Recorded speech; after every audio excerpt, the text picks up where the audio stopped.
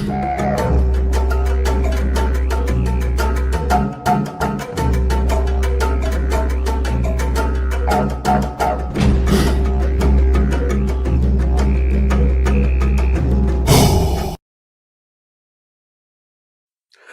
вамо. Повторно доживуваме некое дежаву. Имено, дали се сеќавате? Мислам, би било страшно ако сте го заборавиле. Притисокот кој го имавме како држава, како партии, како функционери, како граѓани, кога дојдоа да не убедуваат дека мора да го смениме името и готово. Ова е крај, влегуваме во Европска унија, ама готово е све. Иако претходно ви текнуе, подпишуваме преспански договор, нели, се смируваме со грците и влегуваме у НАТО и готово е све, нема шо, готово, game over. Да. Еарно оно не било. Зошто и како? Знаете што, после сите овие години ветување и неисполнување, имате право не да бидете скептици, да ги отерате у три лепе. Ама немој така, Јанко, не можеш така да зборуваш за странски дипломати. Види, тие странски дипломати или дипломатки кои делуваат вака физикус како да се излезени од продукцијата на Тереза Орловски, јас не гледам причина. Знаеш, не ми дошол Ганди. Знаеш, не ми дошол Нехру. Не ми дошол кралот Соломон. Не ми дошол светител, Свети Максим Исповедник, па човек кај да се замисли, му тежи зборот, знае да каже вистина, предпоставуваш дека нема да излаже. Они у овој момент ќе ви кажат се што сакате, а потоа ќе си следи приказната. Имено, пред да дојде мадам и да ни каже дека не смееме, пази, тоа патетика, да ги изневериме македонците и македонките. Знаеле каква храброст изговорила македонец и македонки. Абе, дај неме кили жити се. Зошто?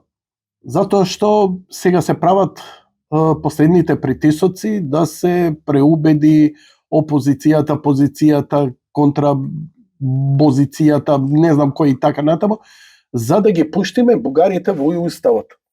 Види, у некоја друга ситуација ја не би имал проблем со бугарите у уставот. Ама зошто? После целава нивна политика на лажење, на омаловажување, значи бугарска политика која те негира по историја, по јазик, по било што, и вика да го внесеш. Зошто да го внесам, бе? Зошто да го внесам? Тој те негира. Може ли ние македонците да ги внесеме? Не пипај таму сега, не барај. Како бе тоа да не бараме? Како тоа да не побараме реципроцитет? Види, побитно е ние да влеземе после лесно таму. Ама нема да влеземе. Знаете зошто? Недола дена пред да дојде мадам Орловски и да ни каже дека не смеела да ги изневери македонците и македонките, ние, Европската унија, дрн јарења, абе класичен соросоиден тип, абе го гледаш, вака, оддишува дезодоранс од дусогос, кој го става. Излезе еден нејзин колега од нејзина земја кој рече: па ова не е крај, уште многу болни работи вие има да правите. Кои се тоа бе болни работи да правиме уште? Ке менјате пол, ке менјате имиња, ке менјате презимиња, истории, ово, она, се тоа ке измените и ке прифатите. И сега јас се сеќам на Лисабонската конференција каде што документот вели дека држава со име Македонија, македонци, македонско нема да постои. 93-та беше. Не се ни трудам да бидам коректен и прецизен. Не заслужуваат да се повикувам на историска коректност и прецизност, затоа што си имаме работа со ноторни лажговци. Нив им е помало зло да се расправаат со нас одошто со бугарите и затоа целиот притисок е кај нас. Толку не е силата. Некој инат да не затера и што и да биде. Види, што и да биде, ќе биде. Не знам што ќе биде. Може би ќе успее притисокот, може би нема да успее. Не е битно.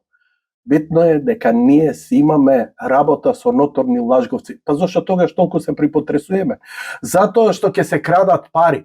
Затоа што и они научија, како што отвараа овдека казина, нивни врвни функционери и тераат тежок бизнес. Се сеќавате дека за новиот закон за коцкарници излегоа европски врвни политичари да се бунат? Како бе за амнестија не се побунивте? Како не се побунивте за додатокот што не се изгласа за децата со специјални потреби? За тоа нема везе. Коцкарници, не. Луѓе, ова е голема перална, ова е црна дупка која никој не може да ја контролира. И власта тоа го знае и копа, и ровари, и краде секојдневно. Дали гледате бе дека ништо не е направено? 10 пати го спомнав овдека во 3 емисии. Во една емисија 30 пати, во 3 емисии 97 пати, што значи ова 7-8 емисија, тоа е 759 пати. Пародично е, смешно е, дегутантно е.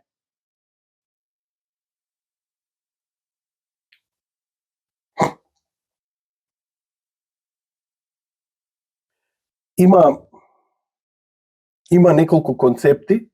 неколку концепти кои јас нема да ги расправам, нити сакам да поведувам народ. Народ нема што да се поведува. Оние што го повикуваат народот на поведување, турете им пепел.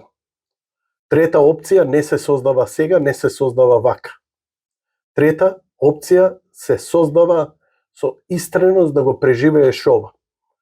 А Бога ми, мојве од ВМРО ДПМН, еве велам отворено мојве, затоа што цел живот сум демохристијанин и природно ми беше ВМРО ДПМН да ми биде, што преживеа? Се во ова мрцварење, се во ова изживување врз нив. Па не знам, знаеш што, и да не ги сакам, ќе застанам на нивна страна, затоа што, нели, кога гледам филмови, секогаш сум на страна на послабиот, секогаш сум на страна на Давид кога се тепа со Голијат. Немајте гајле.